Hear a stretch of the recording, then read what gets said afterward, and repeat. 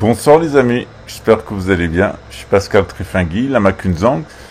Dans la mesure où notre religion a été très violemment attaquée par les lucifériens, en particulier la théosophie, la Lucifer Trust, l'anthroposophie de Rudolf Steiner, etc., toute cette mouvance du luciférianisme, il est légitime que nous, lamas bouddhistes, qui sommes les dépositaires de notre religion, eh bien nous montions au créneau pour défendre notre religion et dénoncer ces falsifications les plus odieuses dans ces théories théosophiques du karma.tv, de la réincarnation.qc et Dieu sait quoi encore, et Dieu qui sait encore.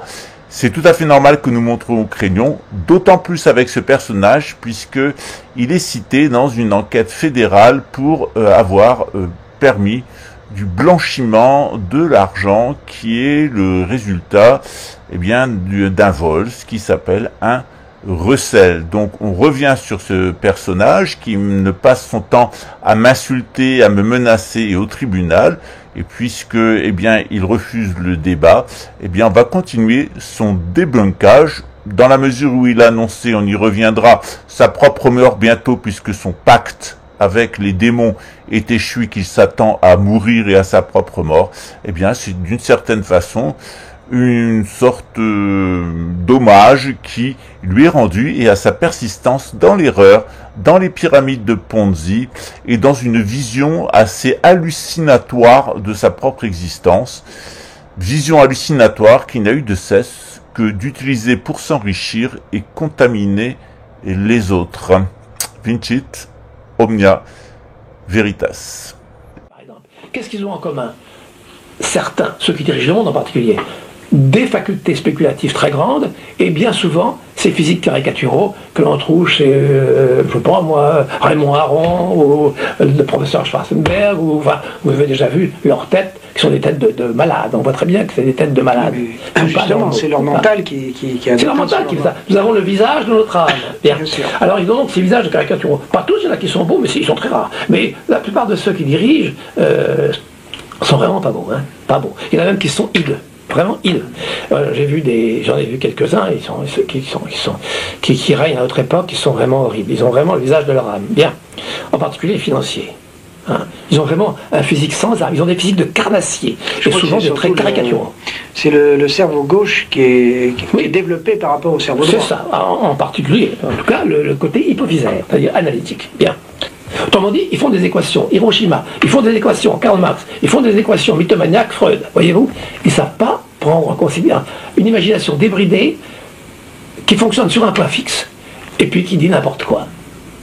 Et on arrive à ces monstruosités que sont le capitalisme financier, le marxisme et le freudisme. Bien. Alors, donc, perturbation, alors donc, les hormones vont se fixer sur la génitale interne, sur la génitale reproductrice, contre glande, ce qui va faire des juifs des baiseurs, des gens qui sont des hommes à femmes. Hein. Ça fera des hypophysaires, comme les scientifiques, ça fera des thyroïdiens, comme beaucoup d'acteurs, prédominants thyroïdiens, comme les acteurs, certains artistes au niveau très banal, car il n'y a pas de grands artistes juifs, il n'y a pas de Chopin, il n'y a pas de Beethoven, il n'y a pas de Bach juif, parce que justement, ces gens-là sont des gens qui ont une puissance interstitielle, ils l'ont pas. Par contre, au niveau de si vous voulez, de l'artistaillerie, ils pullulent. Comme il pullule au niveau de la finance, de la médecine hypophysaire, de la chimie, de la physique. Bien. Bonjour mes amis. Alors c'est une vidéo où je voudrais remettre un petit peu les choses au point en ce qui concerne les maîtres de sagesse, ce que c'est qu'être un disciple, quels ont été les maîtres qui ont un petit peu parcouru notre humanité et quelle est la marque en fait de ces maîtres, de ces disciples, comment les reconnaît-on? Et comment peut-on comprendre un petit peu avec un peu plus d'armes pour comprendre les choses?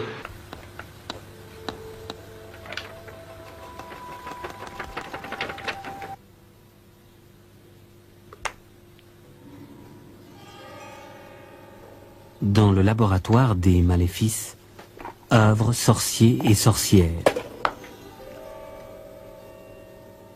Ils pratiquent la magie noire et se targuent de maîtriser les forces occultes.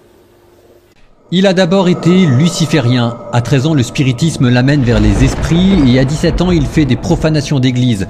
plus. Sans intervention luciférienne au jardin d'Éden, Adam et Ève seraient restés des animaux. Ce qui est le plus accessible, et encore aujourd'hui plus que maintenant, plus qu'autrefois, enfin plus qu'à l'époque, c'est finalement tout ce qui va toucher un peu la magie, l'ésotérisme, parce que ça attire, on a l'impression qu'on peut faire des expériences qui permettent d'avoir accès au mystère de l'univers.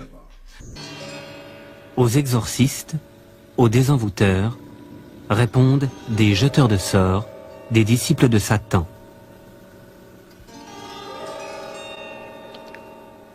Envoûtement de malheur, de haine et même de mort, ces prêtres usent de rituels et s'octroient des pouvoirs magiques. Leur idole, leur maître, c'est Lucifer. Lucifer, c'est un ange. Mais il faut lire un petit peu quand même, un minimum. Tout le monde le sait que Lucifer est Satan, que Lucifer est un ange, un archange. Alors un ange ou un archange, moi je pense que c'est un ange. Bon. Il y en a qui disent que c'est un archange. Bon. C'est un archange qui s'est sacrifié pour sauver l'humanité et pour nous aider à évoluer plus rapidement. Par les esprits infernaux, par le chaos de l'abîme, Satan vient à nous. Par le sang et la mort, par le sacrifice de la vie, Satan prend pitié de nous. Par les fumées de l'entre-noir, par le feu de ta splendeur, Satan, écoute-nous. Par le pacte et par le sang, par le chiffre de la bête, 666, Satan exauce. Ça me permet aussi de reparler encore une fois de la distinction entre Satan et Lucifer. Profondeur, ça descend, Bernie. L'enfer, ça descend en enfer.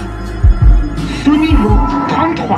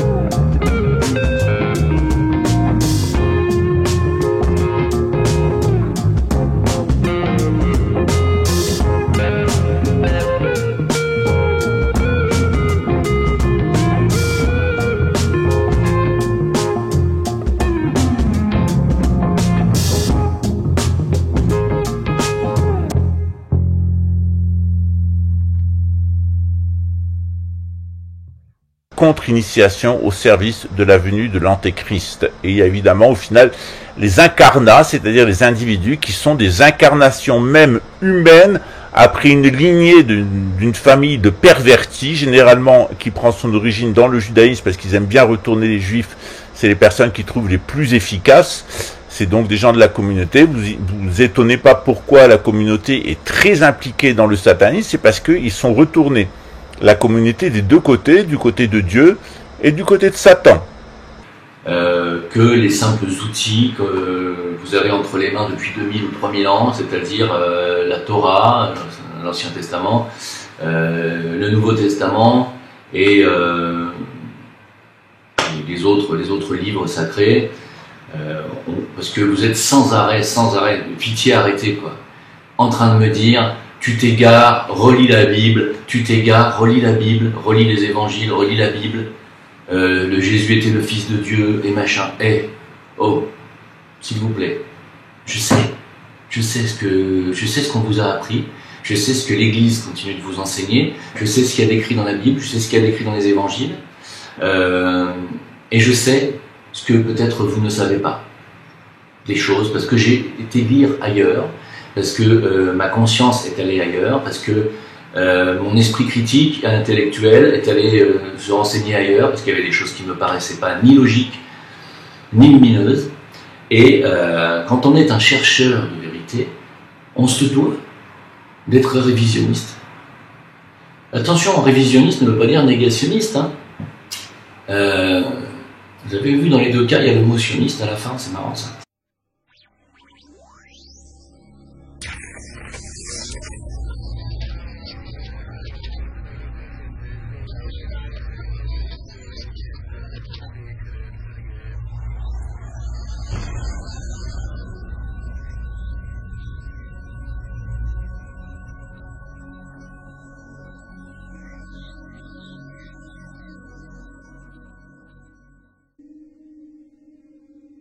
Sound is one of the most important elements in magical spells. To this day, modern science cannot explain the fact that certain melodies, harmonies, and pieces of music can excite the emotions of a person. Spirits are likewise emotionally excited with certain sounds and tend to gather into a temple or house wherever particular sounds are heard. Sound can be used to increase emotions, and at Waco, Texas, and Guantanamo Bay in Cuba, sound and music have been used as a torture weapon.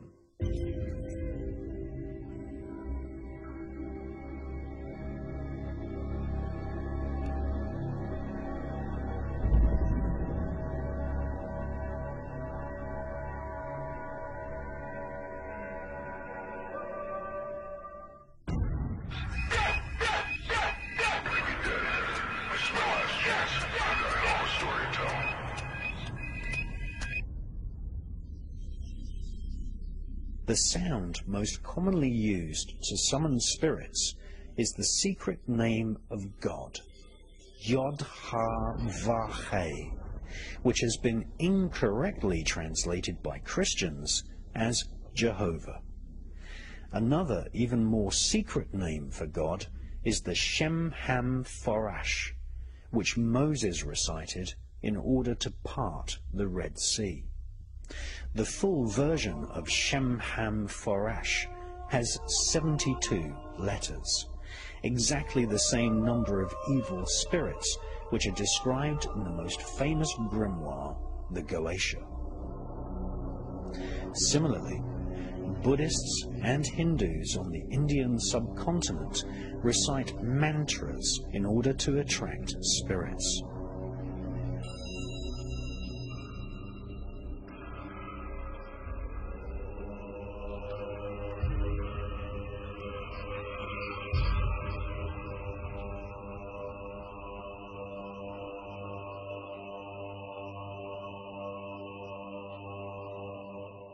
The most famous sacred sound in the Himalayas is Om, considered to be the ultimate mystic sound. Large groups of monks gather to chant the Om, and in doing so create a psychic atmosphere in the temple, as the entire building and surrounding mountains vibrate with this ancient sound. In India, there are spiritualists who claim to be able to see the shapes produced by certain sounds in the ether of space. Modern science has confirmed that each planet and star broadcasts sounds in frequencies which the human ear cannot normally detect. NASA scientists have recorded the sounds of the planets. Many of these droning and humming sounds resemble the Om mantra of India and the chanting of Jewish Kabbalists.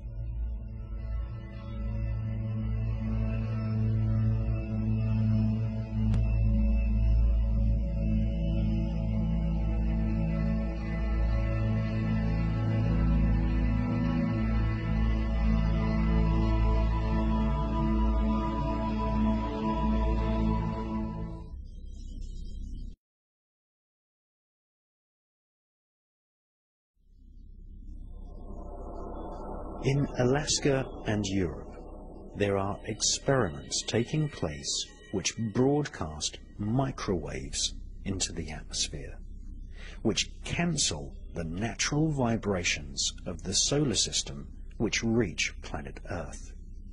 The most famous of these projects is run by British Aerospace in Alaska at the HARP research facility.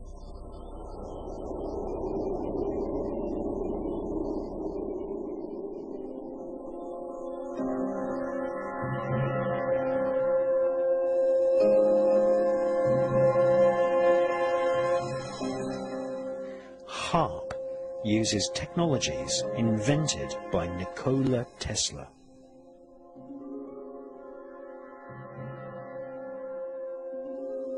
Tesla devised a transmission system which resonated the ether.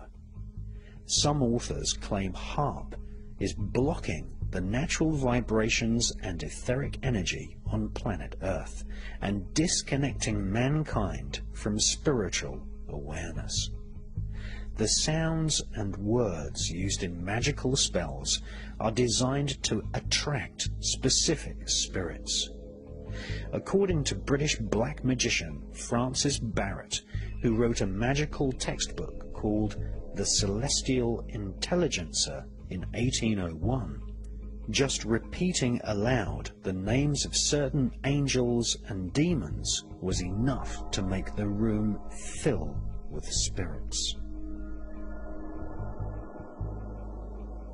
In 1584, the magician Reginald Scott wrote his own magical grimoire text called The Discovery of Witchcraft.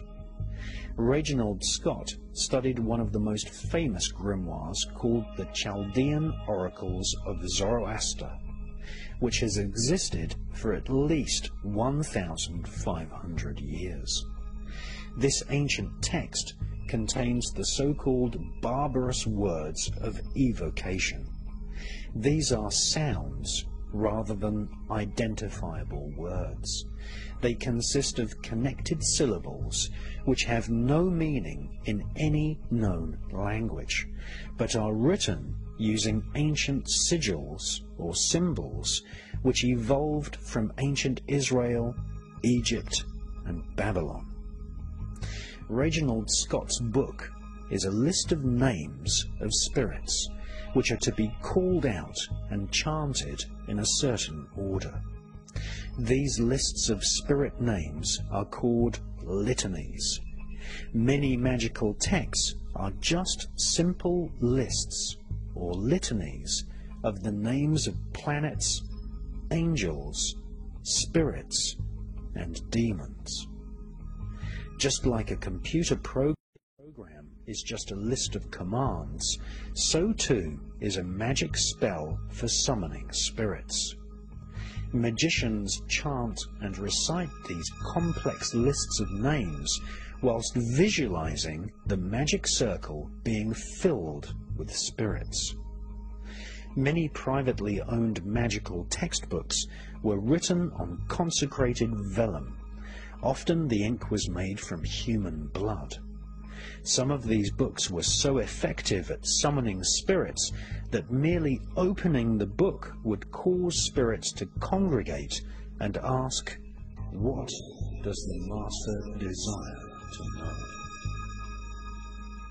Many magicians believe that the ancient sigils and talisman designs representing the barbarous names of evocation are the actual vessels in which the spirits live. Alongside the spells of the grimoires, magicians are instructed to recite psalms, which are an important part of calling demons into the temple. Just by reciting psalms, calling the names of demons, and writing their name sigils in blood drawn from the magician's own hand is usually sufficient to call a spirit, angel, or demon from the astral planes.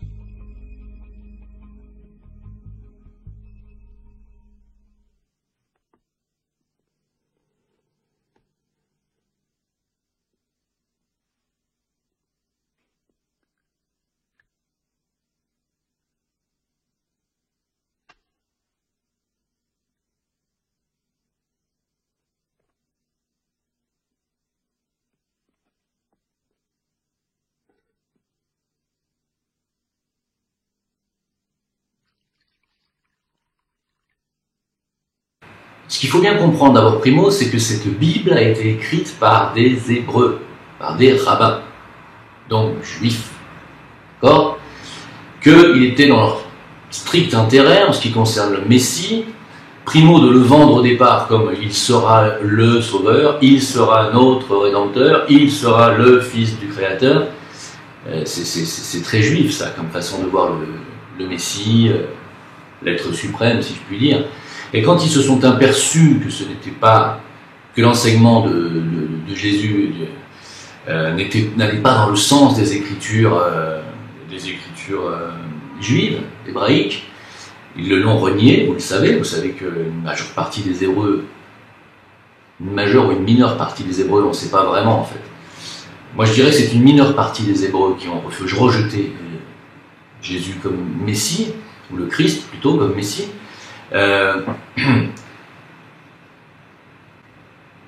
Ce sont ensuite les vrais dévots et ceux qui ont vraiment vu la vie de Jésus ainsi que sa résurrection et qui ont été à ses côtés pour voir toutes les guérisons miraculeuses qu'il a faites. Ce sont eux ensuite qui ont, vous le savez, écrit le Nouveau Testament et qui ont finalement fini par dire qu'il était le Fils de Dieu pour contrecarrer les Hébreux, les pharisiens, les sadducéens qui continuaient à dire qu'il n'était que le fils d'une prostituée et qui ont vraiment qui l'ont dépeint comme le pire des usurpateurs. Donc ils ont continué à dire qu'il était le Fils de Dieu pour contrecarrer les immondices des Hébreux quand ils ont renié le Christ en tant que Messie. Mais Jésus n'a jamais été le Fils de Dieu, pas plus que Noé, pas plus que Moïse. Ceci, c'est vraiment, c'est une déformation de la vérité. Ensuite, en ce qui concerne Jésus-Christ, essayez bien de comprendre une chose, c'est que ce sont deux personnes distinctes.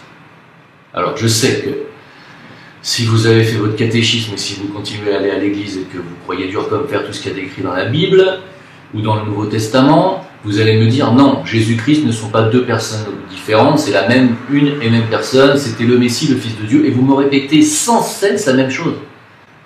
Mais à quel moment vous allez comprendre que moi, je ne suis pas adepte de cette croyance? Envoûtement de malheur, de haine et même de mort, ces prêtres usent de rituels et s'octroient des pouvoirs magiques. Leur idole, leur maître, c'est Lucifer. Lucifer, c'est un ange. Mais il faut lire un petit peu quand même, un minimum. Tout le monde le sait que Lucifer est Satan, que Lucifer est un ange, un archange. Alors un ange ou un archange? Moi je pense que c'est un ange. Bon. Il y en a qui disent que c'est un archange. Bon. C'est un archange qui s'est sacrifié pour sauver l'humanité et pour nous aider à évoluer plus rapidement. Chers amis internautes, bonjour. Donc je vais faire la suite de ma première vidéo à propos des maîtres de sagesse et de l'initiation. Donc c'est la deuxième partie. Donc je m'étais arrêté, je crois, sur Jésus. Jésus de son vrai nom Sananda, l'un de ses nombreux noms, Sananda, qui a passé sa 5e initiation et est devenu un maître de sagesse, un siècle après son incarnation en tant que Jésus de Nazareth, et il est devenu maître de sagesse dans la personne d'Apollonius de Tyane, donc un siècle après. Et il est donc, depuis, il fait partie de la hiérarchie spirituelle de la planète, de la fraternité blanche, de Shambhala. Et il s'occupe donc officiellement, aux dernières nouvelles, du 6e rayon, car je parlerai aussi des rayons un peu plus tard. Le 6e rayon qui est le rayon de dévotion émotionnelle. C'est le rayon des grandes religions du monde. Donc Jésus s'occupe des affaires religieuses du monde et spirituelles. Même si je fais une distinction entre religion et spiritualité, ça n'a pas toujours grand chose à voir, pas toujours. Même si quelquefois on trouve des gens religieux qui sont également spirituels, on trouve surtout des gens religieux qui sont dogmatiques, fanatiques, et qui répondent à l'impulsion du 6e rayon, qui est un rayon justement de dévotion idéaliste. Voilà, c'est exactement ce que je cherchais comme terme. C'est le rayon de la dévotion idéaliste et religieuse.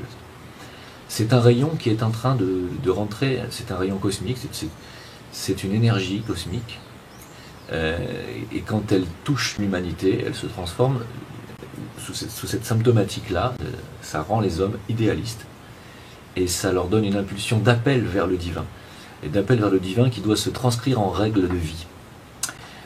Ce 6e rayon est en train d'entrer en obscuration, ce qu'on appelle obscuration, c'est-à-dire qu'il est en train de simplement de s'éteindre petit à petit, de céder la place au 7e rayon, qui est le 7e et dernier rayon, car il y a 7 rayons majeurs, hein, et il laisse la place au 7e rayon qu'on appelle le rayon d'ordre cérémoniel, et de cérémonie magique. Alors, le fait qu'on veuille instaurer un ordre mondial là, sur cette planète n'est pas anodin et a un rapport avec le fait que le 7e rayon est en train de rentrer en activité. Même si cette passation de pouvoir entre le 6e rayon et le 7e rayon va se faire sur une période de temps d'à peu près un siècle. Le 6e rayon a commencé à diminuer son activité vers le milieu du XXe siècle.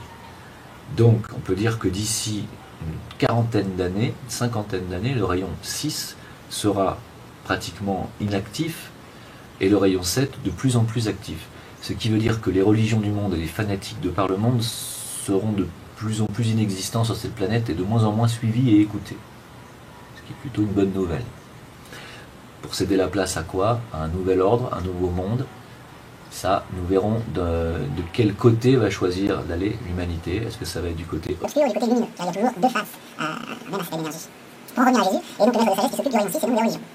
A savoir qu'il est quand même relativement, non pas triste, mais assez peiné de voir ce qu'on a fait de son œuvre, de son travail, qu'on a très mal compris, qu'on l'a manipulé, repris à des fins de division.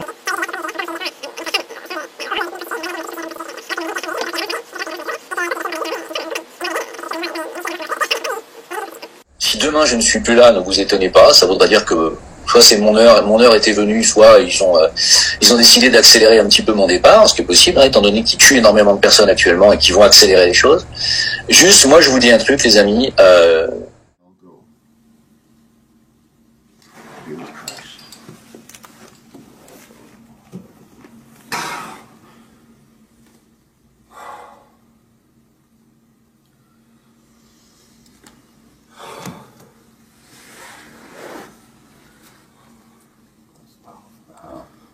Bon, he went. Anoint you in the name of the Father, and the Son, and the Holy Spirit to fill that party where Raphael was. You heard all of that?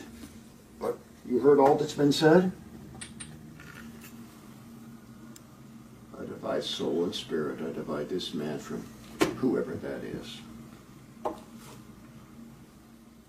Your power is gone. Your power was through Raphael. You have no more power. Your hold on this man has been broken. Who are you? We know that murder is with you, but who is the chief? Who is the strong man that orchestrated all of this? Who is it? Creed. Do you have any more authority in this man's life? Yes or no? Yes or no?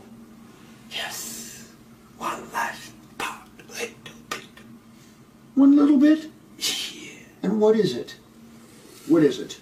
Answer me! By the blood of Christ and the power of the cross, by what authority do you lay claim? Stealing.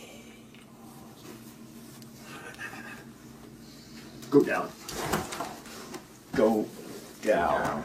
You will not touch me, Greed. Go down. I want this man. I want this man. I want this man. You go down. Go down. Go down. Go down. Go. Say, I agreed. I agreed. Bind to me. Bind me. All my kingdom. All my kingdom. All under my authority. All under my authority. We lift. We lift this curse. I command you by the power of Christ and his holy word, you say we lift this curse of greed. Say it. Come your head. No, shut up. Say, I agreed.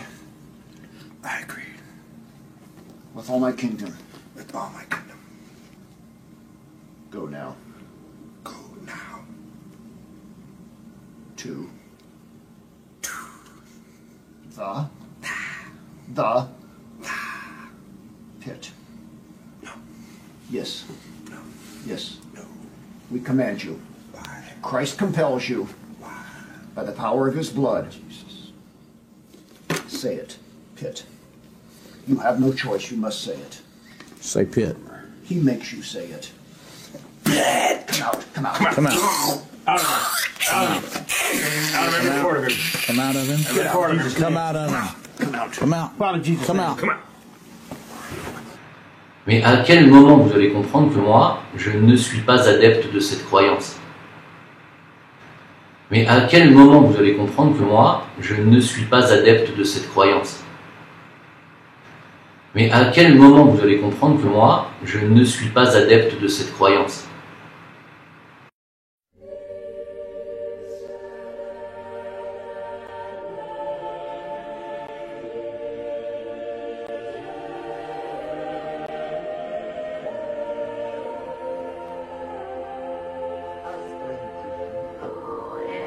Der Hass lässt hier keine. Der Neid über die andere Engel.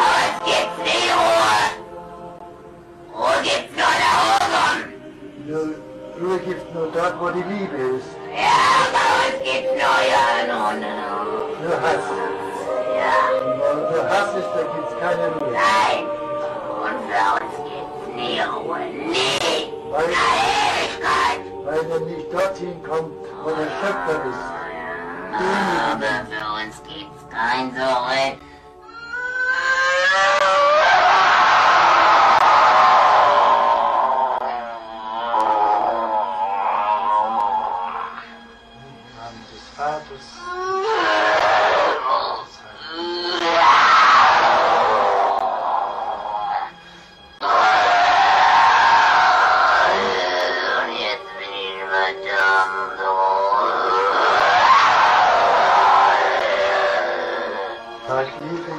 Anima mea Domino, et exultavis Deus in Deus advocati meo, via ex exit humilitatem ansile sue, exelim ex offerta medicem omnes generationes, via fecit mihi magnificorum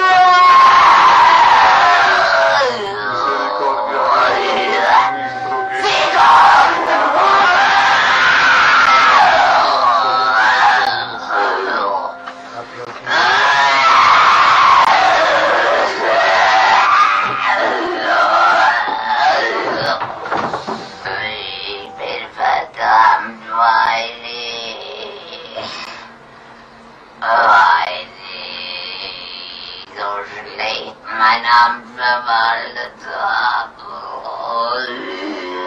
Wer bist du? Judas. Nein. Fleischmann. Oh ja, ich muss jetzt gehen. In die Hölle. Oh ja. Und du weißt noch, was du zu sagen hast?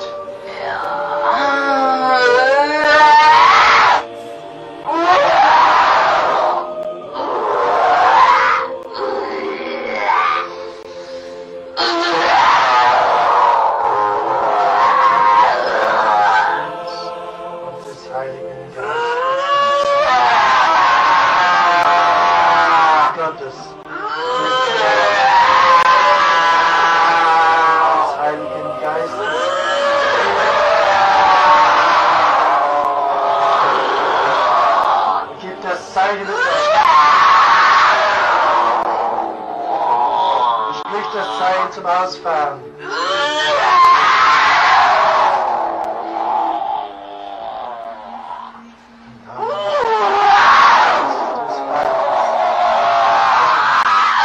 Des Heiligen Geistes. Ausfahren, das Zeichen zu geben.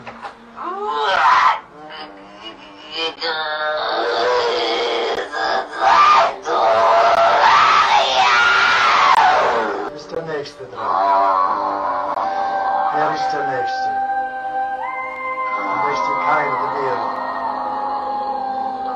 Der Nächste keiner im Namen des dreifaltigen Gottes, des Vaters und des Sohnes und des Heiligen Geistes. Ich bin der keine.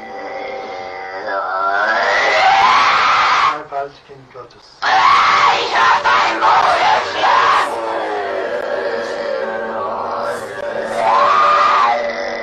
Will ich dir auszufahren.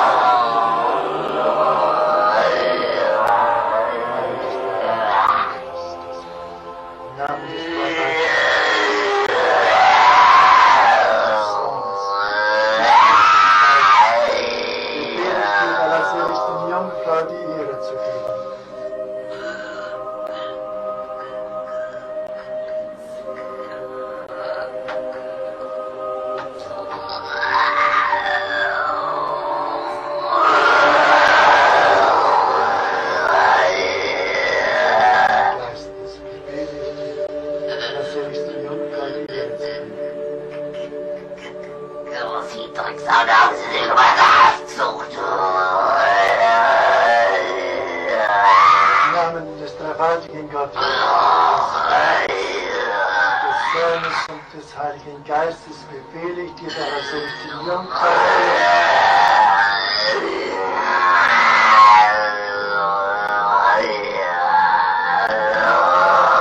im Namen des dreifaltigen Gottes, des Vaters,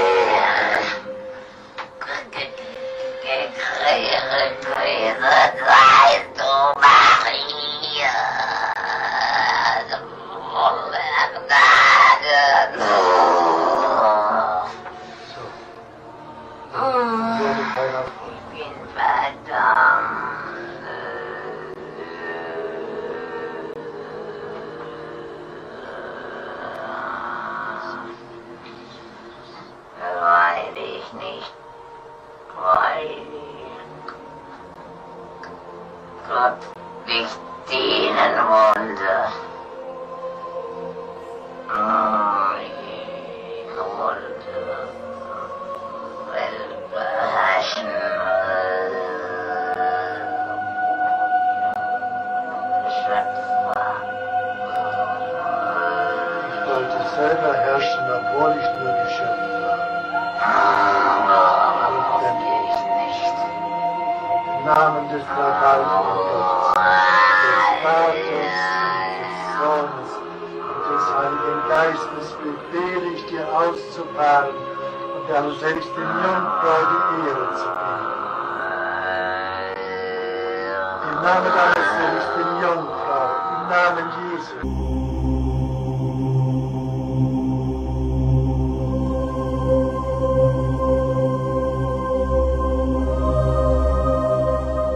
Je suis Monseigneur Laurent Bernat, je suis évêque de la petite église apostolique vieille catholique qui est séparée de Rome, Donc je ne suis pas un évêque catholique romain.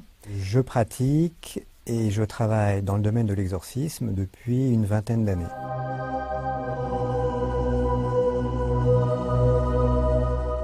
Oui, alors en tant que religieux, je vais vous affirmer que le mal existe vraiment. Toutes les religions, depuis l'aube de l'humanité, ont toujours lutté contre le mal, sous toutes ses formes.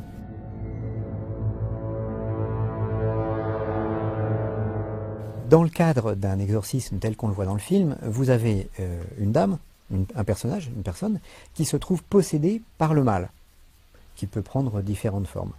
L'exorciste va tenter de chasser le mal. Il va au combat avec sa foi, avec la prière, avec son ordination de prêtre, qui lui permet de véhiculer certaines puissances spirituelles, mais c'est parfois insuffisant, et c'est ce qu'on voit dans le film, puisque l'exorcisme se retourne contre le prêtre.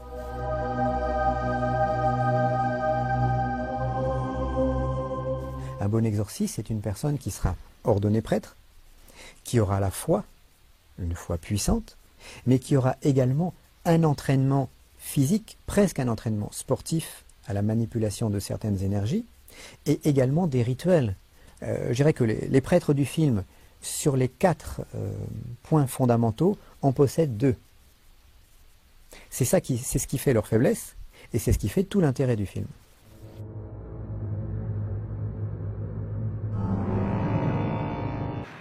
Mais à quel moment vous allez comprendre que moi, je ne suis pas adepte de cette croyance?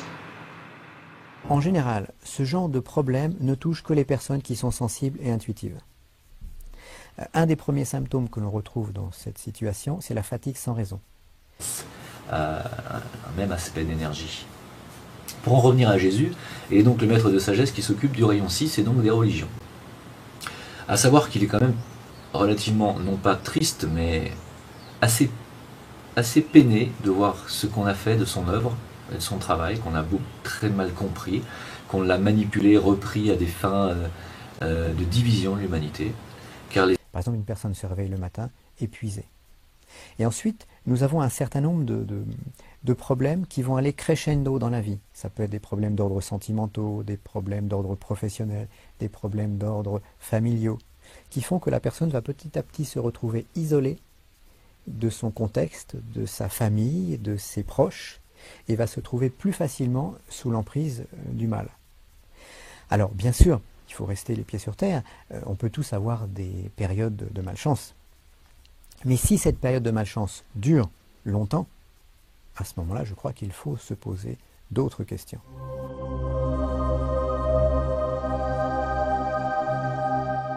Il y a plusieurs sortes d'exorcismes. Donc, comment se passe un exorcisme? Vous avez 3 degrés d'exorcisme. Vous avez les exorcismes tels qu'on le voit dans le film. C'est un premier degré. Le prêtre récite des prières et fait ce qu'il peut avec les moyens dont il dispose. Ensuite, vous avez un deuxième degré d'exorcisme qui sont les exorcismes beaucoup plus techniques, beaucoup plus qui travaillent par exemple sur les plexus énergétiques des personnes. Donc là, on rentre un peu dans des choses cachées, dans des choses qui sont plus étranges et qui sont plus réservées. Et vous avez des exorcismes de 3e degré qui sont pratiqués lors des cas particulièrement graves. Il y a des rituels qui sont à la portée de tout le monde, et il y a des rituels qui sont gardés secrets.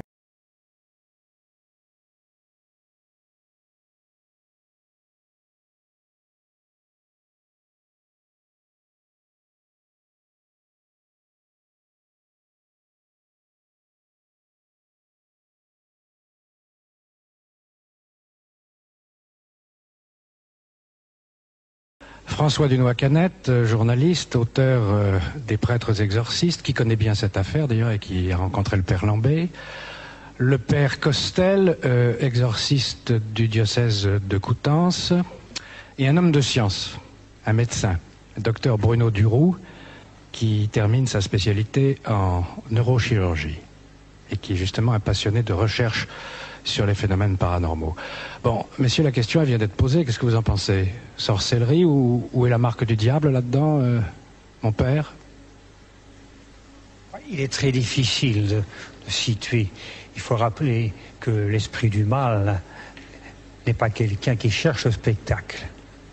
Mais il peut avoir une influence sur les trois composés de l'homme, physiologique, psychologique et spirituel. De là, où les phénomènes apparents qui apparaissent peuvent vraiment être différents. On a vu dans le film la question des objets se promenant dans les airs, c'est un phénomène qui est très connu. Pas banal quand même. Les gendarmeries en France vous donneront au moins une cinquantaine de procès-verbaux, de constats. Et les psychiatres savent dans quelles conditions ça se passe. Mais on n'a jamais su, comment dirais-je, reproduire en laboratoire, si je puis dire. Ah, docteur Duroulage. Oui, avec toutes les réserves d'usage, on peut dire que c'est un cas de psychokinèse, c'est-à-dire une action à distance du cerveau humain sur la matière inerte ou vivante.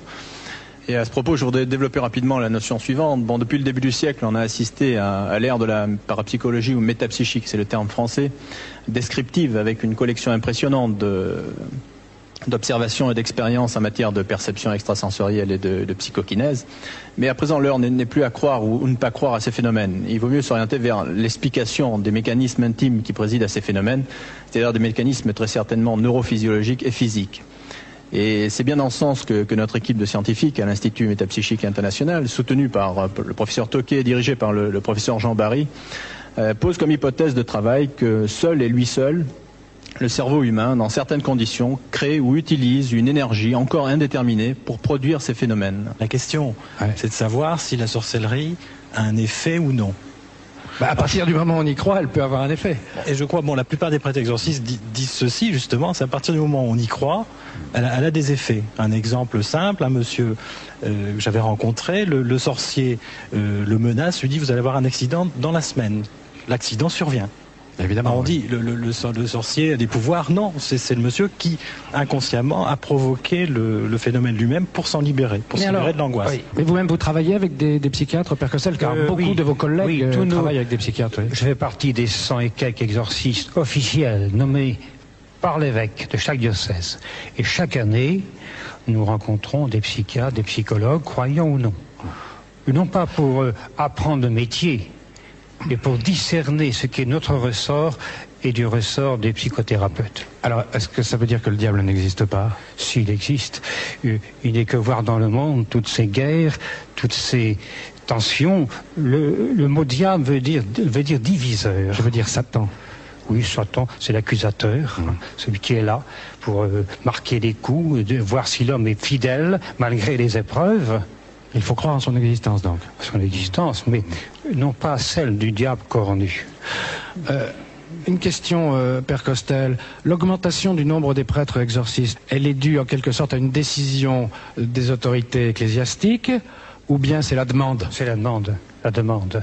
J'ai connu dans ma jeune prêtre l'exorciste de Coutances, c'était un vieux chanoine, très bon, et qui avait la visite de quelqu'un tous les 6 mois, qui avait des problèmes. Alors que maintenant, dans chaque diocèse, il faudra non seulement un, mais 2 exorcistes. Combien on pratique d'exorcismes par an en France? Alors, je ne accepte pas l'expression l'exorciste, parce que je répète que les centres exorcistes qui accueillent.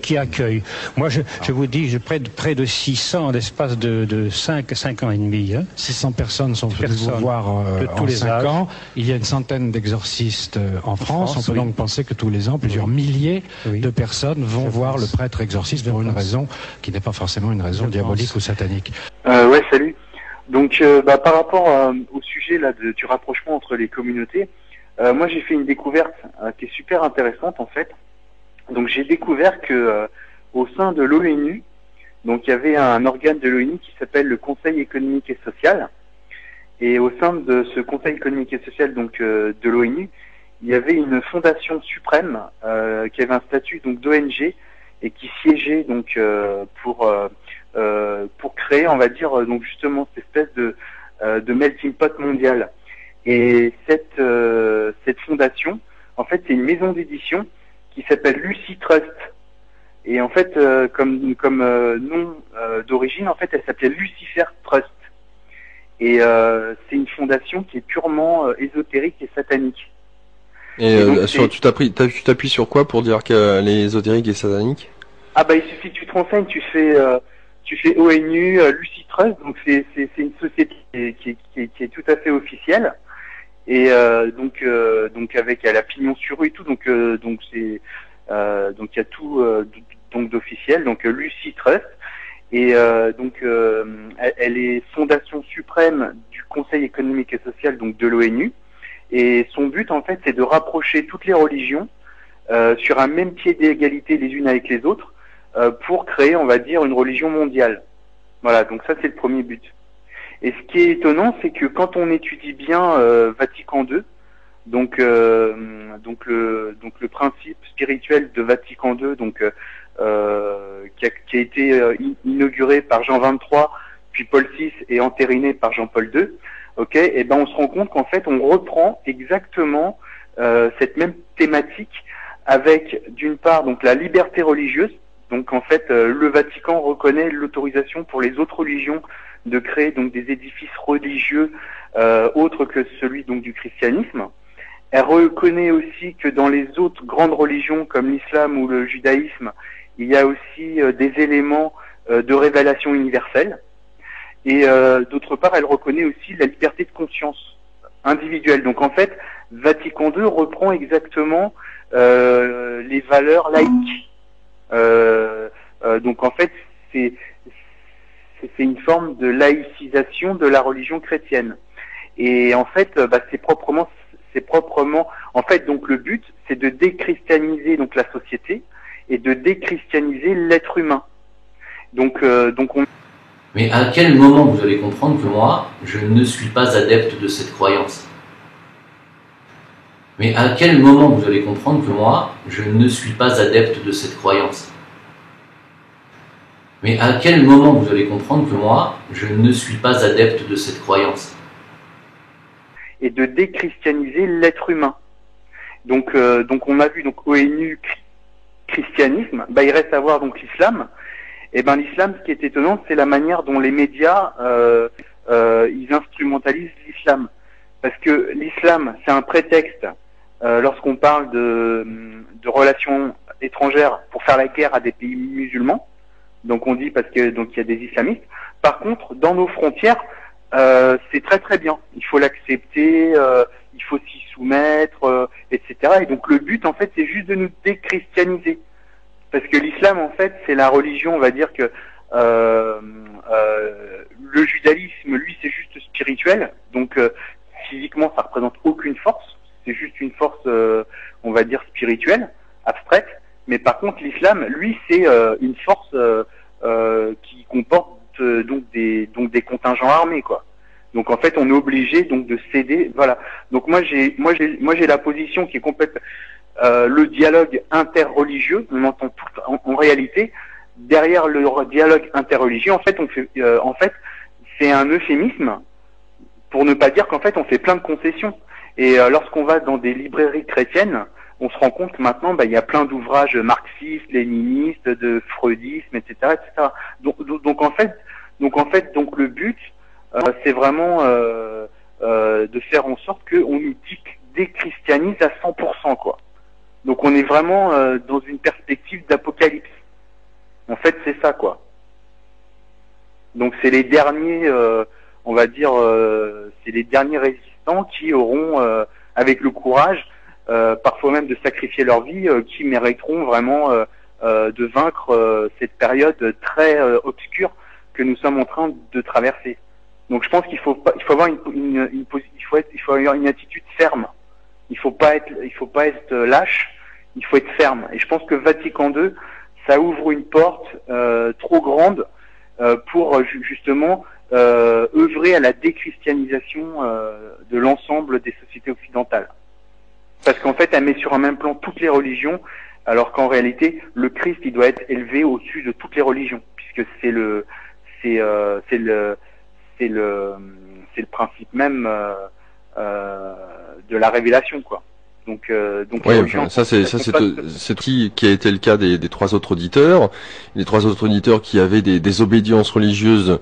Là, on avait justement juives, musulmanes et catholiques avec les trois autres auditeurs. Et chacun disait finalement l'important c'est de s'aimer les uns les autres. Au-delà de ces étiquettes religieuses en question dont tu parles. Donc quand tu me dis mettre en avant la religion judéo-chrétienne, le catholicisme, non, le judéo-chrétien, ça n'existe pas. Hein. Oui, bah alors la religion catholique au-delà des deux autres principales. Chrétienne, ça n'a rien à voir avec la religion catholique. Judaïque. Hein. Ouais, non, bah, d'accord. Je reviens pas là-dessus. Excuse-moi, mais à coup de pas. Religion catholique, si tu préfères. Dans ce sens-là, mettre cette religion au-dessus des deux autres, ça ne veut strictement rien dire. Pour ma part, je préfère entendre l'avis des trois autres auditeurs au préalable qui mettaient sur un pied d'égalité, plutôt que de prôner, comme tu peux le faire. Donc toi, tu prônes des valeurs laïques. C'est très bien, hein. Tu fais ton choix. Mais c'est juste pour te rappeler que ces valeurs laïques, elles sont organisées au sommet des instances internationales, donc ONU, Conseil économique et social, par des ONG, organisations non gouvernementales sataniques. Oui, mais enfin, satanique, c'est toi qui le dis, Julien. Non, tu fais Lucy Trust. Oui, mais j'y suis sur le site. C'est tout à fait officiel, je veux dire, je te dis pas une connerie. Non, mais j'y suis sur le site. Là, quand tu me mentionnes quoi, quand tu me dis satanique, c'est une étiquette. Je vois pas marqué. Je finis. Et le nom de départ, c'est Lucifer, et celle qui a fait cette fondation, cette maison donc d'édition, elle a écrit plein de livres qui sont d'essence satanique. Elle s'appelle, c'est une anglaise, je sais plus son nom, et elle est très considérée dans les milieux les plus élevés donc de la politique, de l'économie, etc. Et là on est en plein dans le sujet donc des sociétés secrètes. Voilà, donc en fait tout est chapeauté par des gens qui sont des sataniques. Donc pour résister, il faut résister à la déchristianisation de la société et de l'être humain, parce que le but c'est ça, c'est de te faire perdre ton âme. Ah oui, mais on se demande comment a fait l'être humain avant la venue de Jésus-Christ, hein. Je sais pas parce que on sait pas. Mais maintenant, oui, bien sûr. Ce sont des faits réels. Ah bah si tu le dis. Nous allons accueillir Rachid. Et donc ce livre est important parce que évidemment, il permet de comprendre comment l'esprit de l'auteur a été dirigé vers une recherche par, si vous voulez, les traumatismes de son enfance, les chocs qu'il a pu recevoir pendant sa jeunesse, et comment il, sortant d'une famille juive extrêmement importante, qui est la famille de ménage, la banque, le coton égyptien, il a pu, en observant cette famille, dégager une mentalité qui l'a stupéfié, se poser la question de savoir si c'était lui ou eux qui étaient faux, et découvrir enfin que c'était pas lui mais eux. Et finalement, il s'est propulsé dans la société moderne, après ses études, et il a découvert que la mentalité qu'il avait dénoncée dans sa famille, qu'il avait retrouvée, elle était partout. Elle était dans le capitalisme, elle était dans le marxisme, elle était partout. C'est-à-dire un système de pensée spéculatif, absolument glacial, totalement hypertrophié, ne tenant compte d'aucun caractère vraiment humain, alors qu'il prétend s'en servir, ou du moins les viser en permanence. Non pas s'en servir, mais les servir, et sans les utiliser en permanence. Énorme mystification. Nous avons vu à quoi le marxisme a mené. Le marxisme pseudo-altruiste a mené à des dizaines de millions de victimes, a mené à un camp de concentration aux dimensions d'un pays immense, qu'est la Russie, hein, par conséquent, a mené à la mort. Ce sont donc des doctrines de mort. De même, la science est aussi entre leurs mains. Même si on prétend et même on a prouvé que les découvertes d'Einstein venaient de Poincaré et non pas d'Einstein. C'est un petit détail, car les Juifs ont en effet la priorité, c'est une priorité scientifique, et ils sont extrêmement forts en physique, en chimie, et même en médecine, que j'appelle médecine hypophysaire, c'est-à-dire médecine analytique, médecine de spécialistes. Donc ils sont donc les champions de ce genre de choses. Mais tout cela est dégagé d'un contexte de synthèse, c'est-à-dire un contexte de cœur. Ils sont donc privés de cœur, ils sont privés de synthèse. Et ils ont un idéalisme qui se retourne finalement contre les gens qu'ils prétendent défendre, ou qu'ils croient défendre, car finalement ils sont souvent honnêtes. C'est ça qui est terrible, c'est que souvent leur idéalisme est sincère. Et ce sont les plus dangereux. Il y a aussi les crapules, les banquiers, les financiers qui dirigent absolument tout. Il faut être juif pour être Soros. Je parle de Soros parce qu'il était absolument inconnu jusqu'à maintenant. Il vient simplement d'être connu depuis 4 ou 5 années. Et même le dictionnaire qui recense tous les financiers de Coston dictionnaire fort connu qui date de 85-86, ne le mentionne même pas. Mais pour pouvoir se gagner en une opération 500 milliards de francs et faire sauter la Banque d'Angleterre d'un coup de téléphone, il faut être juif. Alors, donc, ceci est une parenthèse sur laquelle nous reviendrons. Vous me parliez de mes ouvrages. Il a fallu que je développe un peu pour vous dire à quoi, si vous voulez, était arrimé ce premier livre et la prise de conscience qui allait en découler. J'ai écrit alors à la suite de cette prise de conscience, dont j'ai exprimé ma pensée, ma prise de conscience, et dans d'autres livres, un qui s'appelle Essai ou Dossier secret du XXIe siècle, où j'ai découvert finalement les origines de la spéculation juive, je dirais, de cet esprit spéculo-parasitaire juif, n'est-ce pas, qui depuis 5000 ans s'est appesanti sur la planète entière, la circoncision au 8e jour, dont nous parlons plus tard, et un certain nombre de chapitres expriment des choses qui ont été vécues dans cette conjoncture.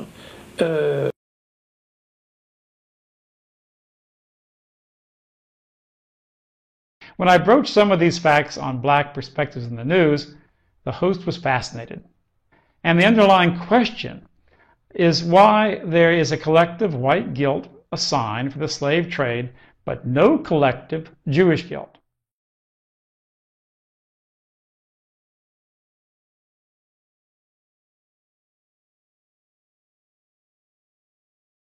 Le grand public ignore et les juifs l'ignorent totalement.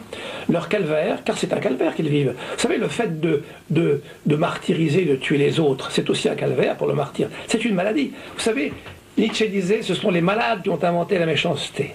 Par conséquent, ce sont des gens qu'il faut guérir. Et pour guérir les juifs, c'est très simple. Suppression radicale de la circoncision au 8e jour.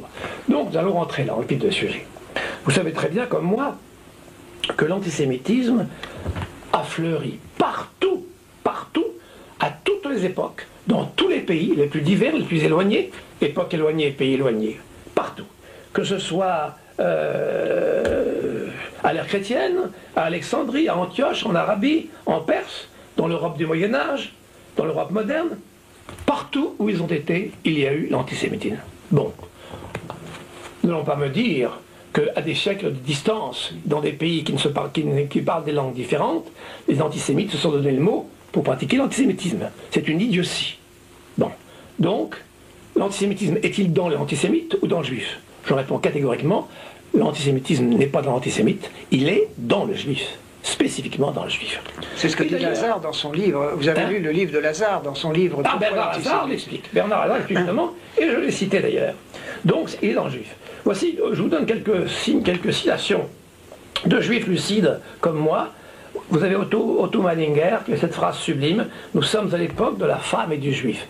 Bon, on ne va pas développer le sujet de la connerie féminine, ça dépasserait de loin la durée de cette émission, mais il y aurait beaucoup à dire sur, en effet, la malléabilité de la femme à l'égard de toutes les imbécilités, de toutes les idées juives, en particulier le féminisme qui détruit la femme à son épicentre. C'est autre chose. Voici un autre texte qui vient de Wilhelm Marr. Il a été écrit il y a exactement un siècle. Et il dit dans son livre, qui s'appelle Le miroir du judaïsme, dans un siècle, toutes les positions, même les plus élevées, seront entre les mains des juifs. Voilà ce que dit Wilhelm Marr il y a exactement un siècle. Donc, prévision parfaitement réussie. Quant à Simone Weil, la grande Simone Weil, la philosophe juive, les juifs, cette poignée de déracinés, a causé le déracinement de tout le globe terrestre. Voilà ce que dit Simone Weil dans son livre La pesanteur et la glace, sur la quoi elle ajoute: le mensonge du progrès, c'est Israël. Peut-on aller plus loin dans la lucidité à l'égard de la question juive? Il faut donc éclairer le problème. Maintenant que nous savons que l'antisémitisme réside dans le juif, il faut savoir pourquoi. Eh bien, il est bien évident que ce n'est pas l'éducation religieuse juive et la formation intellectualiste juive qui leur donne cette mentalité particulière. C'est pas non plus le fait qu'on les a soi-disant obligés à s'occuper d'argent et à ne pas faire autre chose. C'est pas du tout vrai. C'est pas vrai du tout. C'est faux tout cela. Ça ne tient pas debout. La réalité, d'autant plus que d'ailleurs, la majorité des juifs que j'ai connus dans la haute aristocratie, entre guillemets, juive mondiale, ne se fout complètement du judaïsme et ne connaissent rien du tout aux écritures juives. Et ça, je vous le dis savamment, parce que je le sais, parce que je l'ai vécu. Hein. Mes oncles, mes tantes ne connaissaient absolument rien à la Torah. C'est tout. Et ils allaient aux enterrements, aux cérémonies juives uniquement pour la frime. C'était tout. Donc, c'est pas ça. Eh bien, il existe chez les Juifs une opération que l'on fait au 8e jour de la naissance. Cette opération s'appelle la circoncision. Or, au 8e jour de la naissance, commence, comme l'a démontré le docteur Jean Gauthier, la première puberté. Cette première puberté dure 21 jours. Elle va donc durer 21 jours à partir du 8e jour. Or, c'est au 8e jour que l'on fait cette circoncision. Il en résulte que cette première puberté, qui est un moment capital, va être perturbée. Elle va être perturbée. On peut évidemment, j'ai écrit longuement à ce sujet dans mon livre qui s'appelle Dossier secret et dans mon livre aussi sur Heidegger, mais il faudrait résumer le problème sans rentrer trop dans les détails. J'ai expliqué en gros comment cette opération réagit sur le psychisme et sur le système glandulaire des Juifs. Dans la mesure où les descendants d'Abraham, en particulier les Hébreux qui sont devenus juifs, ont été choisis pour sauver l'humanité, Jésus était juif et il a sauvé l'humanité, il était tout à fait normal que Satan s'intéresse en particulier aux Juifs et qu'il soit particulièrement éprouvé, particulièrement martyrisé par Satan et particulièrement tenté de passer de l'autre côté. On en retrouve donc beaucoup, et c'est normal, dans le satanisme, dans l'illuminisme, notamment le hassidisme, qui ensuite s'est transmis au monde chrétien sous la forme des Illuminés de Bavière, et ensuite avec cet islam des Lumières qui a donné naissance à l'islamisme violent qu'on connaît depuis plusieurs années, que d'ailleurs Hillary Clinton disait elle-même être l'œuvre de la CIA.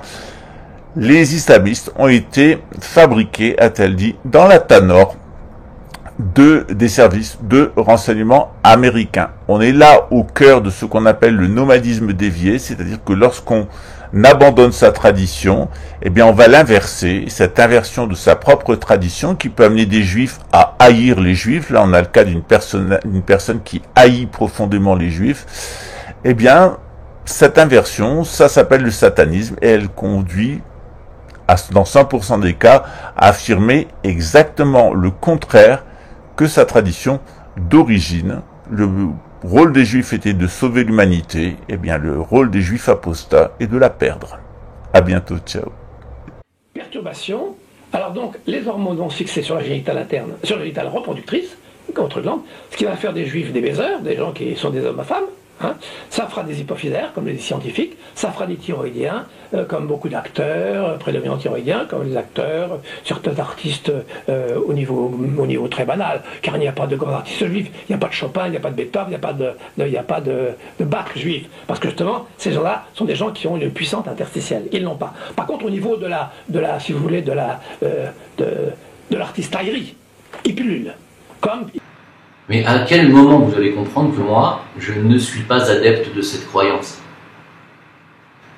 Mais à quel moment vous allez comprendre que moi, je ne suis pas adepte de cette croyance? Mais à quel moment vous allez comprendre que moi, je ne suis pas adepte de cette croyance? Ces prêtres usent de rituels et s'octroient des pouvoirs magiques. Leur idole, leur maître, c'est Lucifer.